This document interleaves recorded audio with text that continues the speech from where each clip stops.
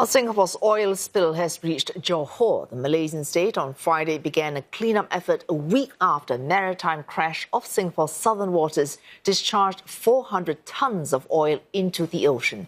Singapore authorities say they have been informed and relevant information is being shared with Malaysia to help with its efforts. Singapore also alerted Malaysia earlier of the possibility of that oil slick reaching its waters. Johor has begun coastal cleanups and activated coastal patrols and monitoring activities.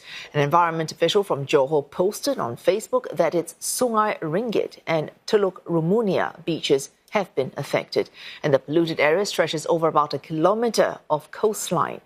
One expert tells CNA he is not surprised that the slick has spread to Johor, as it can easily follow ocean currents and travel past supposed borders.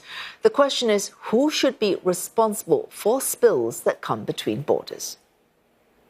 The first one is about states will be responsible for transboundary harm if they failed to take reasonable measures to prevent them. The second approach is actually more like is comparable to domestic law, like the strict liability approach. So it basically said, okay, as long as you, anything happened, then the state would be responsible to pay compensation for transboundary harm, even in the absence of fault or negligence. There is also this more balanced approach, and which is really about equitable, like balancing of interests. And Professor Liu joins us in the studio now for more analysis on what the compensation process will entail for different parties. He's Associate Professor of Law at the Singapore Management University. Thanks so much for coming in this evening, Professor Liu. Thanks for having me. Now, picking up from what you just said in that earlier recording, it's a balancing of interests. Now, how are businesses going to be claiming loss and damage? When we go to assessing that balance of interest, what will we be looking at? Yes, I think for the economic loss caused by the oil spill disasters, then indeed business and us, even individuals, if they feel like they are affected, they can submit claims to the insurance company that covers the ship owner of the marine owner. But in order to be supported, I mean, you can feel free to submit your claim. But if you want to be saved, to be approved by the claim, I think in common practice we call it would be easier to claim what is called pure economic loss. So pure economic loss meaning that.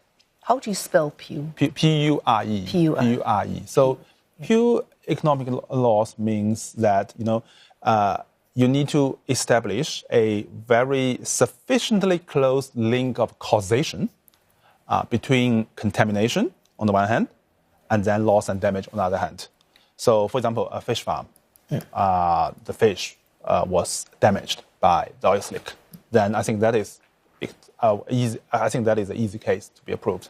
All right. So you're talking about pure economic loss, right? Just picking up on that fish farm as an example, right now, you may not see the damage. So sometimes damage can take place over a period of time. Yes. So a fish farm needs to claim now, yes. or you might not even be existing a year from now. How would it manage to justify its claims in terms of pure economic loss? Yeah, I think that is actually quite a debatable kind of a legal issue when it comes to the claiming the economic loss are caused by oil spill damage, because to what extent, and indeed as you just asked, to what extent and when can you actually establish this kind of link of causation between contamination and damage? And I think from what I have seen, for example, in the British court, actually they generally take a conservative approach so far, which is, of course, very controversial at some point, that people say, yeah, actually we are affected for long term, but then for the current insurance regime, actually, it's only kind of like cover. I think I would say it's easy to support the claim that is about immediate loss and damage rather than long term. Because you mentioned individuals as well, so businesses is one thing. Yes. Any individual, you said, I don't feel well, I'm going to go to the doctor, and then I submit a claim saying, now you owe me whatever I paid for the doctor. That will be very difficult. Very difficult, right? So, but say, for example, what our government has had to do, or Johor will have to do in terms of cleanup, just the manpower load, let alone every everything that goes into cleaning up the beaches and the medium-term and longer-term potential effects of this oil spill. How does the government go about making that link and, I suppose, estimating the cost of damage? Yes, I think for the government side, it's relatively clear, because when we talk about oil spill compensation, we are actually entailing, according to the International Convention on the civil liability for the oil pollution damage, that the pollution damage actually means the contamination of the loss and damage caused by contamination from the oil. Outside from the oil that escaped or discharged from that ship. So, and then all the necessary and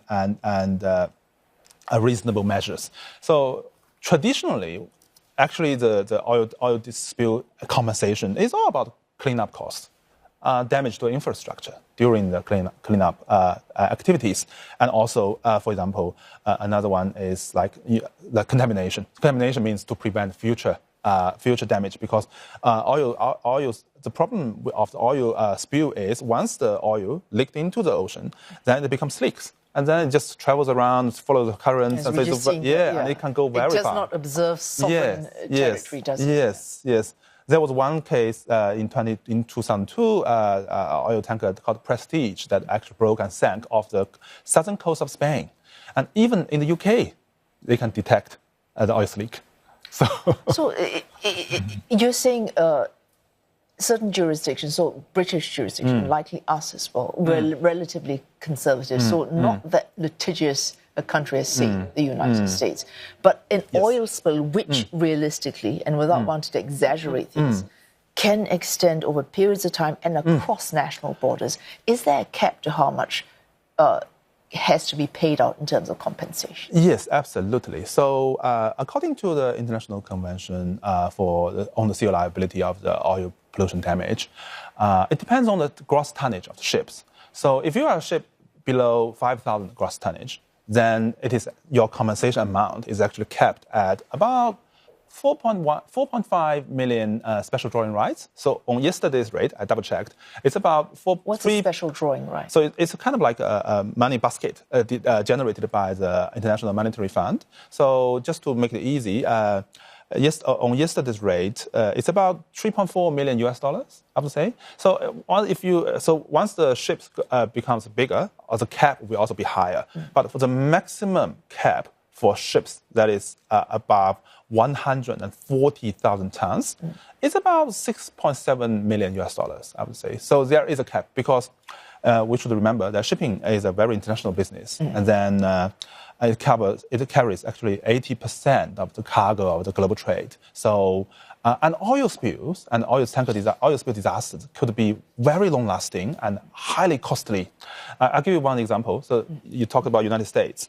So United States has not ratified the CLC, the International Convention on the civil liability for the oil pollution damage. So in 1989, the Exxon Valdez, the oil tanker, kind of sank off the coast of Alaska and dumped about 40 million liters of oil along the Alaska coast.